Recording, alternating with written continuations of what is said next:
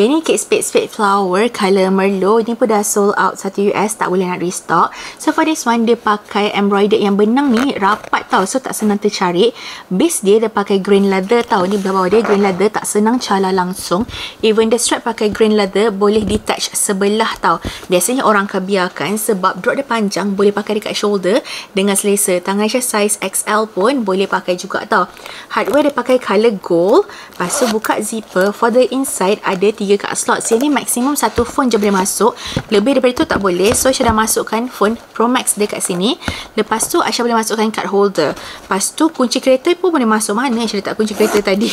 So for this one, harga dia untuk sekarang RM399 sebelum voucher. Anda jangan risau, kalau beli dengan US Love Shop, semuanya 100% original ataupun money back guaranteed. Untuk cara pembelian, boleh tekan dekat shopping bag di bawah. If you guys have any further question, boleh juga komen down below dan jangan lupa tekan button follow.